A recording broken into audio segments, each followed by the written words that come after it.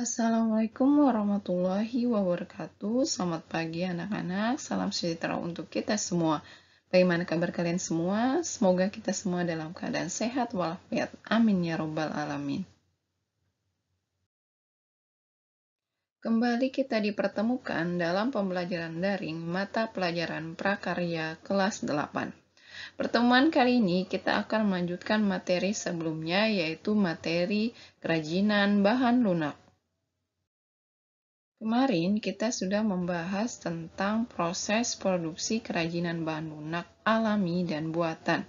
Nah, pertemuan kali ini kita akan mempelajari kemasan produk kerajinan bahan lunak. Simak dengan baik videonya sampai selesai dan catat hal penting yang ada di dalamnya. Selamat belajar. Perhatikan gambar berikut ini.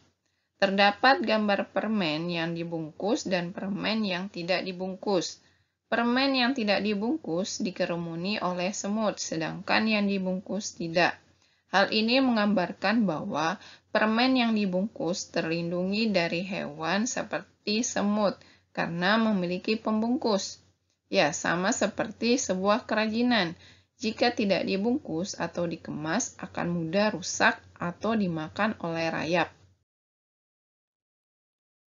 Nah, apa itu kemasan? Kemasan. Kemasan dapat diartikan sebagai wadah atau pembungkus yang berguna mencegah atau mengurangi terjadinya kerusakan pada bahan yang dikemas atau yang dibungkusnya. Adanya kemasan dapat membuat produk kerajinan tahan lama, membantu mencegah atau mengurangi kerusakan, dan terlihat lebih menarik. Terlebih lagi jika yang dibuat bentuknya kecil dan rentan, seperti aksesoris. Kita dapat menggunakan aneka kemasan untuk memperindah karya kerajinan dari bahan lunak alam dan buatan. Misalnya karya dibungkus kotak, kardus, bahan plastik yang transparan, atau plastik mika. Sedangkan pengemasan artinya sistem yang terkoordinasi untuk menyiapkan barang menjadi siap untuk ditransportasikan, didistribusikan, disimpan, dijual, dan dipakai. Jenis-jenis kemasan. Berdasarkan struktur isi, kemasan dibagi menjadi 3 jenis, yaitu kemasan primer, kemasan sekunder, dan kemasan tersier. Kemasan primer adalah bahan kemas langsung mewadahi bahan pangan seperti kaleng susu, botol minuman, dan lain-lain. Sedangkan kemasan sekunder, kemasan yang fungsi utamanya melindungi kelompok kemasan lainnya seperti misalnya kotak karton untuk wadah kaleng susu, kotak kayu untuk wadah buah-buahan yang dibungkus, dan sebagainya. Kemudian, kemasan tersier adalah kemasan yang diperlukan untuk menyimpan, pengiriman, atau identifikasi. Kemasan tersier umumnya digunakan sebagai pelindung selama pengangkutan. Adapun tujuan pengemasan, yang pertama, kemasan memenuhi syarat keamanan dan kemanfaatan. Kedua, kemasan melindungi produk dalam perjalanannya dari produsen ke konsumen. Kemudian, kemasan dapat mendukung program pemasaran.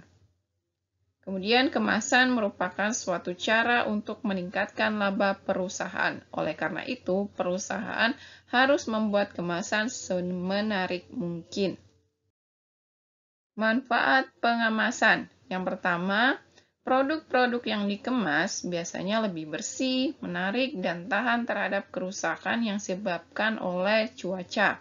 Yang kedua, kemasan merupakan satu-satunya cara perusahaan membedakan produknya atau ciri pembeda produk. Yang ketiga, kemasan yang menarik dapat memikat dan menarik perhatian konsumen atau menambah daya tarik produk.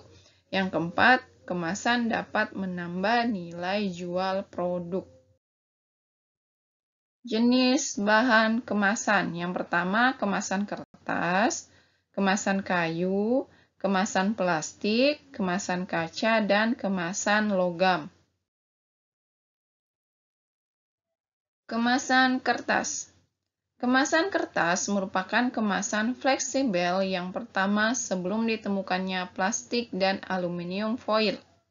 Saat ini, kemasan kertas masih banyak digunakan dan mampu bersaing dengan kemasan lain seperti plastik dan logam karena harganya yang murah, mudah diperoleh, dan penggunaannya yang luas.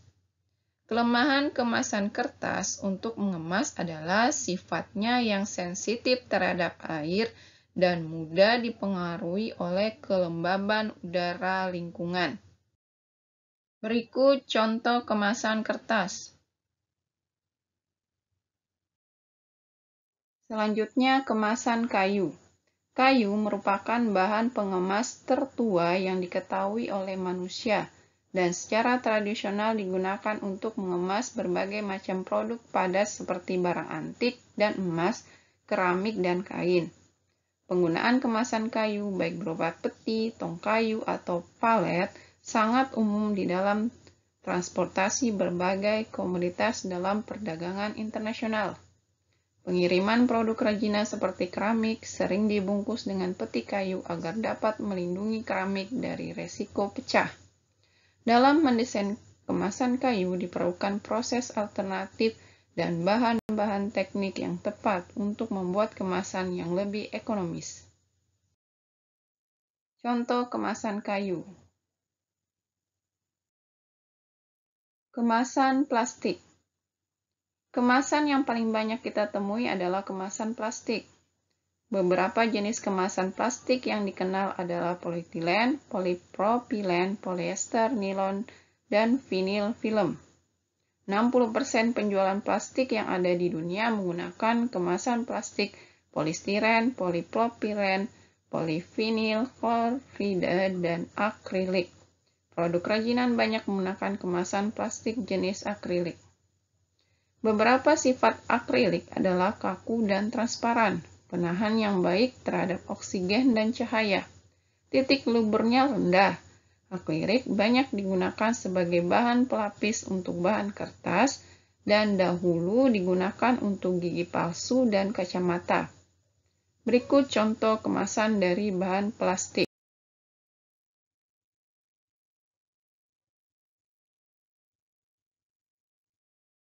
Selanjutnya, kemasan kaca.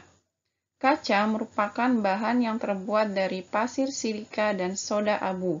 Kemasan berbahan kaca memiliki beberapa keunggulan, antara lain, gelas yang bersifat transparan akan mempermudah serta menarik pembeli untuk melihat langsung produk yang dikemas.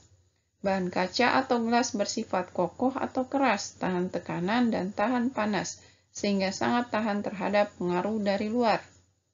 Mulut botol atau gelas yang terbuka akan mempermudah melakukan pengisian. Kemasan botol kaca dapat digunakan kembali sehingga dapat menguntungkan pembeli sehingga otomatis biayanya akan lebih murah.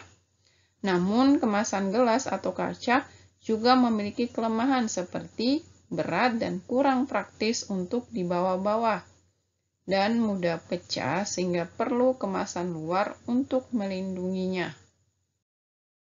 Berikut contoh kemasan kaca. Terakhir, kemasan logam. Kemasan logam merupakan konduktor atau penghantar panas yang baik. Kemasan logam memiliki kelebihan tersendiri jika dibandingkan dengan kemasan non-logam.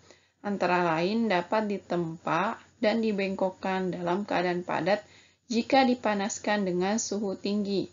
Mempunyai kilap logam, tidak tembus pandang, dan bentuknya padat. Kemasan logam yang paling dikenal adalah dalam bentuk wadah kaleng. Menurut cara dan tujuannya, terdapat dua jenis kaleng. Jenis yang pertama yaitu kaleng untuk pengemasan steril. Kaleng ini ditutup sampai kedap udara dengan alat khusus sehingga diperoleh sambungan ganda. Beberapa keuntungan dari wadah kaleng yaitu mempunyai sifat sebagai pelindung atau barir yang baik, khususnya terhadap gas, daya toksisitas yang rendah, tahan perubahan suhu ekstrim, memiliki permukaan yang ideal untuk dekorasi dan labeling. Contoh kemasan logam. Demikianlah materi kerajinan bahan lunak untuk pertemuan kali ini. Ibu harap kalian paham dengan apa yang Ibu jelaskan. Untuk minggu depan, kita akan ulangan harian pertama. Selanjutnya, silakan mengerjakan tugas prakarya di link yang ada di Google Classroom. Terima kasih. Assalamualaikum warahmatullahi wabarakatuh.